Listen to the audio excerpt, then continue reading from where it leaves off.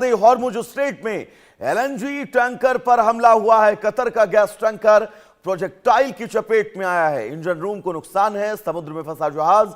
समुद्री सुरक्षा को लेकर अब वैश्विक चिंताएं बढ़ती जा रही हैं। तो हॉर्मुज स्ट्रेट से बड़ी खबर सामने आई है। ब्लूमबर्ग की रिपोर्ट के मुताबिक कतर की एलएनजी को लेकर जा रहा टैंकर गैसलॉक शंघाई हॉर्मुज स्ट्रेट से गुजरते समय एक प्रोजेक्टाइल की चपेट में आ गया। आपको बता दें, हमले में जहाज के इंजन रूम को नुकसान है, जिसके बाद आगे बढ़ने में असमर्थ हो गया। इससे पहले यूके मैरीटाइम ट्रेड ऑपरेशंस यानी यूकेएमटीओ ने भी ओमान तट के पास एक टैंकर पर हमले की पुष्टि की थी। घटना के बाद क्षेत्र में समुद्री सुरक्षा को लेकर चिंताएं हैं। संबंधित एजेंसियां मामले की जांच कर रही हैं और जहाज की सुरक्षा सुनिश्चित करने के प्रयास जारी हैं। हॉर्मुज स्ट्रेट को लेकर बड़ी खबर। समुद्री सुरक्षा को लेकर वैश्विक चिंताएं लगातार जारी हैं। आरजू सेठ हमारे साथ जुड़ी हुई हैं। आरजू, हॉर्मुज स्ट्रेट में एक बार फिर एक एलएनजी टैंकर पर हमला हुआ है, तो ये मानकर चला जाए कि हॉर्मुज स्ट्रेट से फिलहाल गुजरने वाला जहाज ये मानकर चलें कि कब कहां कौन सी मिसाइल उन पर आकर गिर सकती है, कब वो जाकर ऐसी जगह पर टकरा सकते हैं जहां पर माइंस लगी हो समुद्र के अंदर, और कब वो तमाम विद्रोही संगठन सामने आ जाएं और शिप पर फायरिंग करने लगें। यह खतरा लगातार जारी है।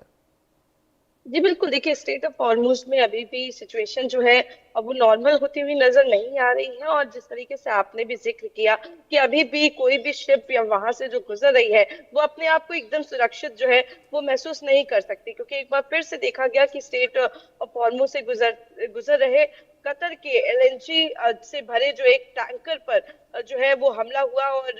और सुरक्षा एजेंसियां ने जहाज की पहचान जो है वो भी कर ली है। और जो जहां जानकारी मिल रही है कि ये गैसलॉग शंघाई के रूप में इसकी पहचान जो है वो बताई जा रही है।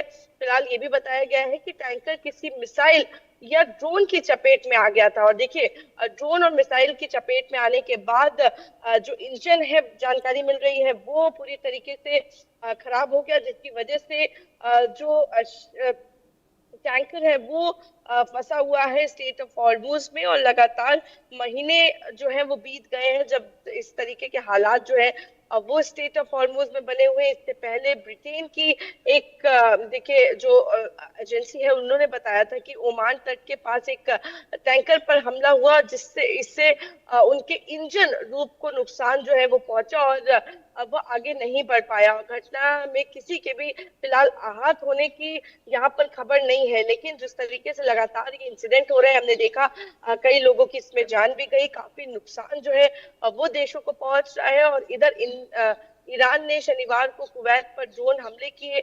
इस हमले में एक सरकारी इमारत और एक नागरिक संपत्ति को भी नुकसान पहुंचा। कुवैत की सेना ने बताया कि हमले के बाद इसका एयर डिफेंस सिस्टम तुरंत सक्रिय हो गया और देश की सीमा में घुसे कई ईरानी ड्रोन को मार गिराया गया है। तो लगातार देखिए जो हालात सुधरने की उम्मीद की जा रही थी वो कहीं से भी सुधरते हुए नजर नहीं आ रहे हैं। और लगातार चाहे वो स्टेट ऑफ हॉर्मुज हो, ईरान और तमाम देशों के जो बीच में टेंशन्स थी वो लगातार बरकरार है।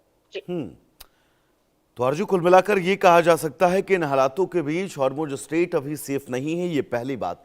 लेकिन दूसरी बात यह कि ईरान की तरफ से लगातार ये कहा जा रहा है कि अगर अमेरिका उसके ऊपर हमले जारी रखेगा तो वो खाड़ी देशों में न सिर्फ अमेरिकी सैन्य ठिकानों को निशाना बनाएगा, कुवैत ने यह तक दावा किया है कि उसके नागरिक ठिकानों पर ईरान ने हमला किया है। यानी कि अब ये युद्ध आने वाले वक्त में इन खाड़ी देशों को सीधे तौर पर अपने अंदर इन्वॉल्व कर सकता है।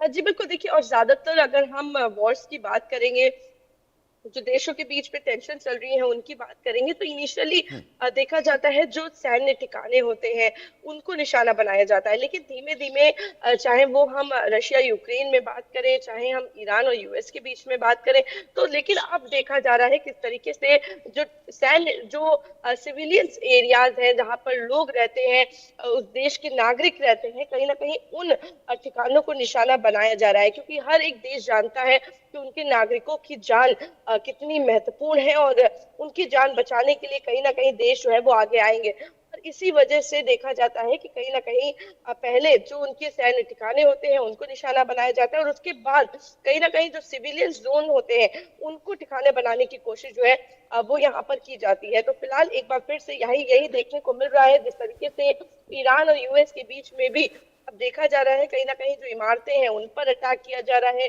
जो सिविलियन एरियाज है वहां पर अटैक किया जा रहा है, जिसकी